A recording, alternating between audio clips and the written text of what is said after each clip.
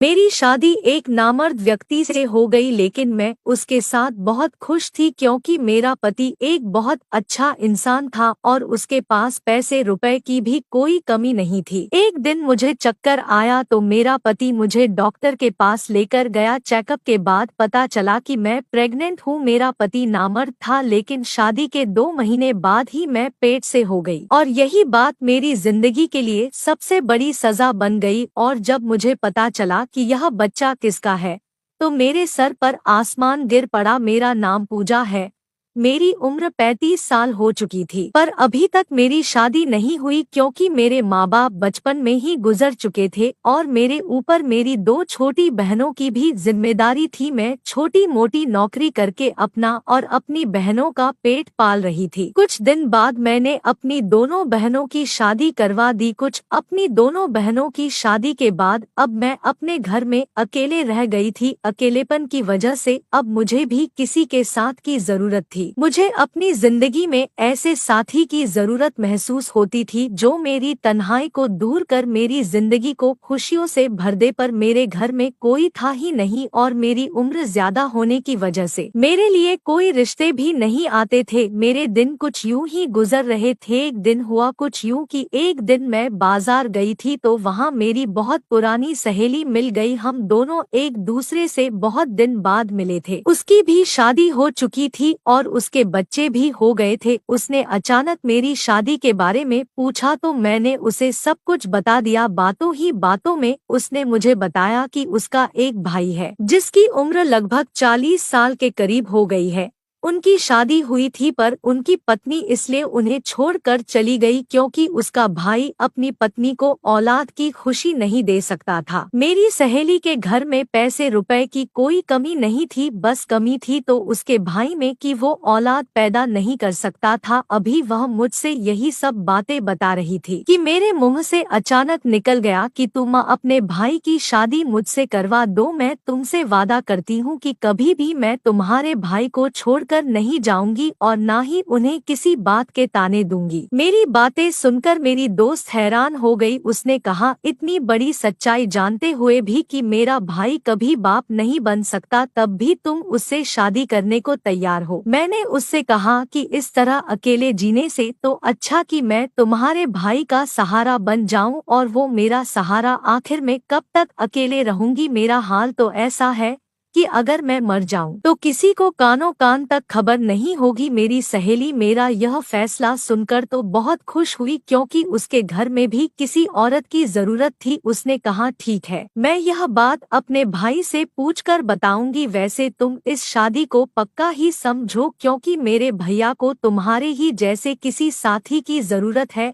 1 से 2 दिन गुजरने के बाद मेरी सहेली मेरे घर आई और वो बहुत खुश थी। उसने कहा, भैया इस शादी के लिए तैयार है। अगले कुछ दिनों में मेरी और सुधीर की शादी बड़े धूमधाम से हुई। लोग तो ये देखकर हैरान थे कि एक अकेली लड़की का कैसे इतना अच्छा रिश्ता मिल गया। मैंने यह बात अपनी बहनों को भी नहीं बताई थी कि मेरा पति नामर्द है। मेरे पति का यह राज मेरे सीने में दफन होकर रह गया था। दुल्हन बनकर सुधीर के घर गई तो यह देखकर हैरान थी कि सुधीर का घर तो एक आलीशान बंगला था। मैं अपनी शादी से बहुत खुश थी क्योंकि मैं तो सपने में भी नहीं सोची थी कि इतने अच्छे घर में मेरी शादी होगी। मेरा कमरा बहुत अच्छे से सजाया गया था। सुधीर जब कमरे में आए तो उनके अंदर एक झिझक थी, शायद वो अपने अंदर की उस कमी को लेकर परेशान थे। पर मैं एक मैच्योर औरत थी इसलिए मैंने ही पहल की और उनका हाथ पकड़कर उन्हें यकीन दिलाया कि यह बात कभी भी हमारे कमरे से बाहर नहीं जाएगी और ना ही मैं आपको इस बात के लिए कभी कुछ कहूंगी। मेरे इतना कुछ कहने और समझाने के बाद सुधीर का चेहरा खिल उठा। उन्होंने मेरा हाथ चूमते हुए मेरे हाथों में तोहफे के रूप में अंगूठी पहनाई और कहने लगे कि तुम्हें देखकर लगता है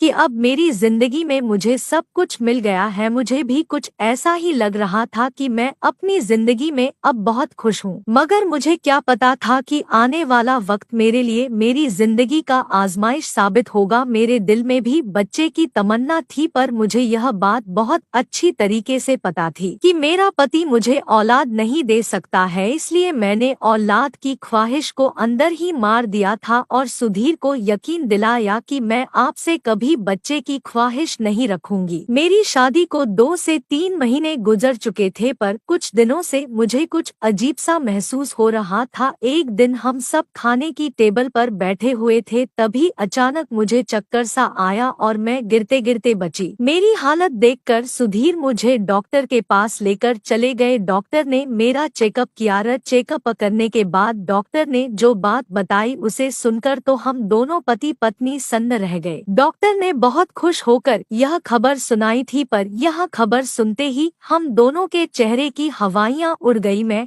और सुधीर बहुत ही अजीब नजरों से एक दूसरे को देख रहे थे, क्योंकि मुझे और सुधीर को यह बात बहुत अच्छी तरीके से पता थी कि सुधीर कभी बाप नहीं बन सकते हैं। फिर यह बच्चा किसका, मुझे भी कुछ समझ में नहीं आ रहा था कि आखिर हो क्या रहा है। हम दोनों घर पहुँचे तो मेरे ससुर जी हमारे इंतजार में बाहर बैठे हुए थे। हम दोनों को घर आता हुआ देख फिक्रमंदी से पूछने लगे, अब बहू की तबीयत कैसी है, डॉक्टर ने क्या कहा है। सुधीर के गुस्से का पारा हाई था। उन्होंने गुस्से में कहा कि आपकी बहू प्रेग्नेंट है, जबकि यह बात मैं बहुत अच्छी तरीके से जानता हूँ कि ये बच्चा मेरा नहीं है। मैंने रोते हुए सुधीर से कहा कि मैं नहीं जानती कि यह बच्चा मेरे पेट में कैसे आया, लेकिन मैं इतना जरूर जानती हूँ कि आपके सिवा मेरी जिंदगी में कोई नहीं है। सुधीर ने गुस्से में कहा, तुम तो चुप ही रहो। आज मुझे समझ में आया कि आखिर तुम्हारी शादी क्यों नहीं हो रही थी। तुमने मुझसे शादी इसलिए की क्योंकि तुम्हें अच्छी तरीके से पता था कि मैं कभी बाप नहीं बन सकता था, इसलिए मैं तुम्हारे हर जुर्म को बर्दाश्त करता रहूंगा। लेकिन तुम गलत थी, क्योंकि मैं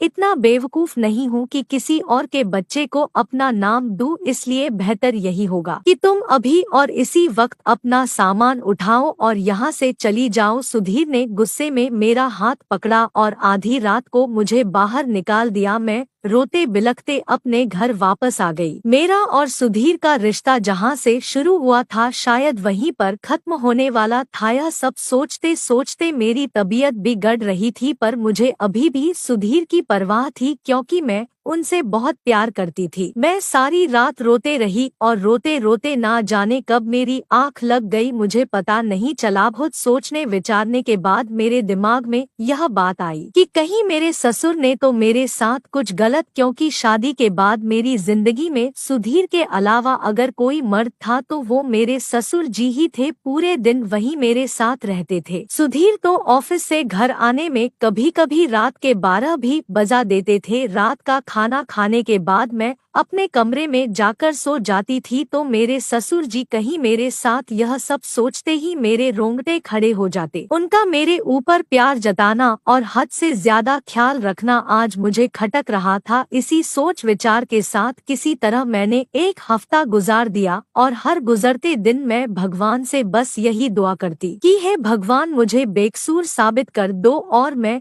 अपने पति के साथ दोबारा अपनी जिंदगी शुरू कर सकूं। एक हफ्ते के बाद मेरी ननद मेरे पति सुधीर के साथ मुझे लेने के लिए मेरे घर आई। सुधीर को दरवाजे पर देखकर मैं हैरान रह गई। मुझे कुछ समझ में नहीं आ रहा था कि आखिर सुधीर मुझे लेने कैसे आ गए, लेकिन मेरे लिए तो बस इतना ही काफी था कि मुझे दोबारा सुधीर की जिंदगी में शामिल होने का मौका मिल रहा है। मैं बिना कुछ पूछे उन दोनों के साथ गाड़ी में जाकर बैठ गई, पर घर पहुंची तो मैंने देखा घर को बहुत अच्छी तरीके से सजाया गया था और मेरे ससुर जी ने बहुत खुश मन से मेरा स्वागत किया। यह सब देखकर मैं हैरान थी कि आखिर यह सब हो क्या रहा है। मेरी सहेली ने बड़े प्यार से मुझे गले लगाया और मुझसे कहने लगी, तुम्हारा बहुत बहुत शुक्रिया कि तुमने मुझे बुआ बनने का मौका दिया। मैंने हैरत से एक नजर सुधीर पर डाली तो सुधीर सिर झुकाए शर्मिंदगी से खड़े थे। मेरी सहेली यानी कि मेरी ननद सारा सच मुझे बताने लगी। उसने बताया कि पापा को तुम्हारे ऊपर विश्वास था कि तुम एक अच्छी लड़की हो, तुम कभी भी कोई गलत काम नहीं कर सकती। यह सब जानने समझने के बाद भैया फिर दोबारा उसी लेडी डॉक्टर के पास गए जिसने पहले कभी उन्हें बताया था कि वह कभी बाप नहीं बन सकते। लेडी डॉक्टर भैया को देखते ही पहचान गई, पर जब भैया ने उन्हें बताया कि मेरी दूसरी पत्नी प्रेग्नेंट है तो लेडी डॉक्टर ने भाई को ऐसा सच बताया, जिसे सुनकर उनके सर पर आसमान गिर पड़ा। उस लेडी डॉक्टर ने बताया कि भाई के अंदर कोई कमी नहीं थी, उनकी पहली पत्नी ही भाई के साथ रहना नहीं चाहती थी, इसलिए वह ऐसी दवाइयाँ इस्तेमाल करती कि वो कभी प्रेग्नेंट ना हो और भाई पर नामर्द होने का झूठा इल्जाम लगाकर इनसे छुटकारा पाना चाहती थी। इसलिए वह पैसे के दम पर डॉक्टर से भाई की झूठी रिपोर्ट बनवाई कि भाई को लगे कि वह कभी बाप नहीं बन सकते। यह सब होने के बाद वह दिन रात भाई को नामर्द होने का ताने देती, इसलिए तंग आकर भाई ने खुद ही उस औरत को तलाक दे दी थी।